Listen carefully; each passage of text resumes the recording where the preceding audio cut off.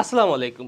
আজকের এই ভিডিওতে আমরা আলোচনা করব মানবিকের শিক্ষার্থীদের জন্য ইংরেজি ফার্স্ট পেপার বই বা টেক্সট বুকটার কতটা গুরুত্ব রয়েছে। তুমি সায়েন্স, কমার্স বা আর্টস যেই গ্রুপের হয়ে থাকো না কেন, তোমার কিন্তু ইংরেজি ফার্স্ট পেপার বইটা পড়াই লাগে। সুতরাং এটার কিন্তু কি একটা মহা গুরুত্ব রয়েছে, কিন্তু মানবিকের শিক্ষার্থীদের জন্য এটা একটা বিশেষ গুরুত্ব রয়েছে। আমরা একে একে ধাপে ধাপে এটা নিয়ে আলোচনা করব। শুরুতে আসি আমরা এইচএসসি পরীক্ষা নিয়ে। এইচএসসি পরীক্ষাকে আমরা জানি যে ইংরেজি ফার্স্ট পেপার থেকে আমাদের 100 মার্কের পরীক্ষা আসে, ঠিক না? সুতরাং আমাদের এই একটা বই থেকে সিন কম্প্রিহেনশন আসে, তারপর আনসিন তো আসে, কিন্তু আনসিন সামহাও আমরা সিনের সাথে রিলেট করে অ্যান্সার করতে পারি। কিভাবে বলতে পারো ভাইয়া? আমরা যখন ফার্স্ট পেপারে ওয়ার্ড মিনিংগুলো পড়ি, অনেক ওয়ার্ড মিনিং আমার জানা হয়ে যায়, ঠিক না? তখন ওই ওয়ার্ড মিনিং দিয়ে আমরা আনসিনও করে দিতে পারি, কারণ কি ওয়ার্ড মিনিং জানাটা আমার ক্ষেত্রে খুবই খুবই গুরুত্বপূর্ণ। আমি সব সময় তোমাদের যখন আমি ইএফটি পড়িয়েছি তখন কিন্তু আমি বারবার একটা কথা বলতাম যে ওয়ার্ড মিনিং ফর লাইফ। কারণ কি তুমি তোমার লাইফে যদি ইংরেজিতে ভালো করতে চাও তাহলে ওয়ার্ড মিনিংয়ের কোনো বিকল্প নেই। তুমি যদি ওয়ার্ড মিনিং পারো তাহলে আলহামদুলিল্লাহ তোমার ইংরেজিতে তেমন একটা সমস্যা হবে না। ওয়ার্ড মিনিংয়ের সাথে কয়েকটা জিনিস সম্পৃক্ত আছে, যেমন তোমার তো এক্সাম তো আছেই, এক্সামের পাশাপাশি তোমার আরেকটা জিনিস আছে। তোমরা অনেকে বলো যে ভাইয়া আমি তো ফ্রি হ্যান্ড রাইটিং পারি না, আমি তো ভালো করছি না ইংরেজিতে, আমি কি করব? এই ফ্রি হ্যান্ড রাইটিংয়ে তোমার ওয়ার্ড মিনিং জানাটা খুবই খুবই গুরুত্বপূর্ণ। তুমি যত বেশি তোমার ভোকাবুলারি নলেজ এনরিচ হবে তুমি তত ভালো ফ্রি হ্যান্ড রাইটিং করতে পারবা। অনেকে চায় এইচএসসির পরে দেশের বাইরে যেতে, তখন তাদের একটা আইএলটিএস পরীক্ষা, স্যাট পরীক্ষা, জিআরই পরীক্ষা, যেই পরীক্ষাই হোক না কেন তার কিন্তু দেওয়া লাগে। ওই পরীক্ষায় ওয়ার্ড মিনিংয়ের কোনো বিকল্প নেই। তুমি যত বেশি ওয়ার্ড মিনিং জানবে তুমি ওই পরীক্ষায় লিসনিংয়ে, রাইটিংয়ে, স্পিকিংয়ে তত ভালো করবে। এখন এই ওয়ার্ড মিনিংয়ের সাথে এই বইটার সম্পৃক্ততা কি? আমরা যদি আমাদের ইংলিশ ফর টুডে বইটা দেখি তাহলে আমরা দেখব যে এইখানে অনেক গুরুত্বপূর্ণ ওয়ার্ড মিনিং আছে। তুমি যদি জাস্ট এই বইয়ের ওয়ার্ড মিনিংগুলো জানো তাহলে তোমার সারা জীবনের আর কোনো ওয়ার্ড মিনিং লাগবে না। এই জিনিস জাস্ট মাথায় রাখবো, মানে এত পরিমাণে ভালো ভালো ওয়ার্ড এই বইটার মধ্যে আছে। তুমি যদি প্রত্যেকটা লেসন সুন্দর করে করে নোট করে করে পড়ো তাহলে কোনো সমস্যা হবে না। এখন তোমাদের একটা কথা থাকতে পারে যে ভাইয়া আমরা এই ওয়ার্ড মিনিংগুলো কোথায় পাবো?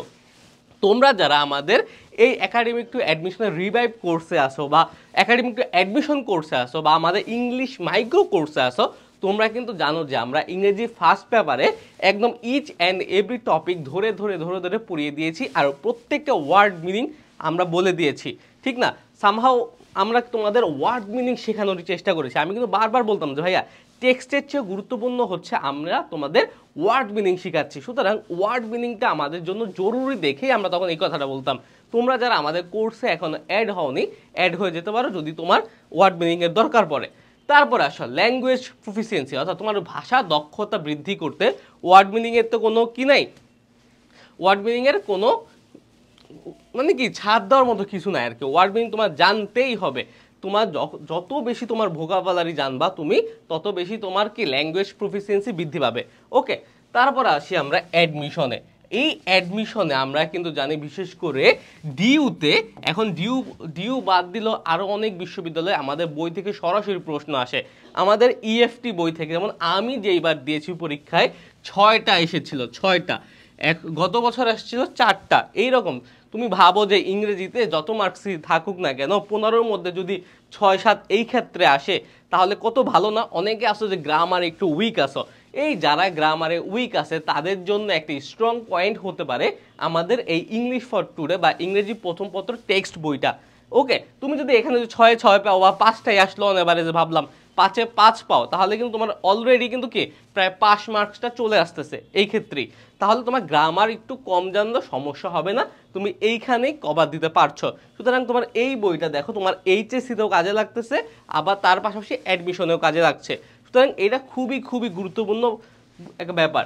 তারপরে লাইফ, এই যে লাইফে কেন আমি বললাম তুমি যেখানে যাও না কেন তুমি তো তোমার যেহেতু তুমি এই ভিডিওটা দেখছো তোমার একটা কেরিয়ার পারপাস আছে, সুতরাং তুমি যদি কেরিয়ারে ভালো করতে চাও তাহলে অবশ্যই তোমাকে কি করতে হবে?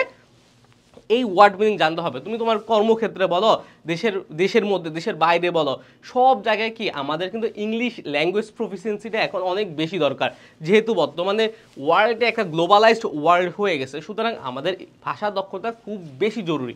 এই ক্ষেত্রে তোমার এই ইংলিশ টেক্সট বুকের ওয়ার্ড মিনিংগুলো, তারপর গ্রামাটিক্যাল টার্মসগুলো, এগুলো খুব বেশি হেল্প করবে।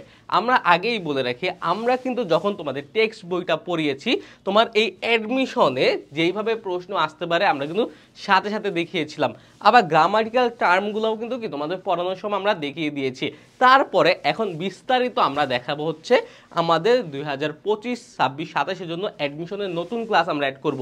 ওই অ্যাডমিশনের ক্লাসে আমরা প্রত্যেকটা ওয়ার্ড মিনিং, বাংলা অর্থ তোমাদের আমরা তো বলে দেবই, তার পাশাপাশি বাংলা অর্থ, প্রত্যেকটা গ্রামাটিক্যাল টার্ম সব কিন্তু কি আমরা ওইখানে দেখিয়ে দেবো। সুতরাং তোমরা যারা এখনো অ্যাড হও না আমাদের কোর্সে অ্যাড হয়ে যেতে পারো।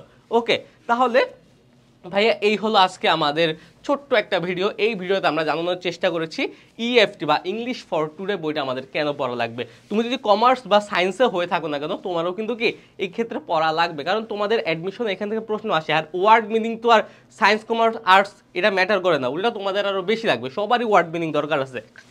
সুতরাং তোমরা এই কোর্সের মাধ্যমে বা তোমরা অন্য কোনো উপায় তোমরা ওয়ার্ড মিনিংগুলো বা ইএফটি বইটা ভালোভাবে পড়ে ফেলো। ওকে ভাই, আজকের ভিডিওটা এই পর্যন্তই। আসসালামু আলাইকুম সবাইকে।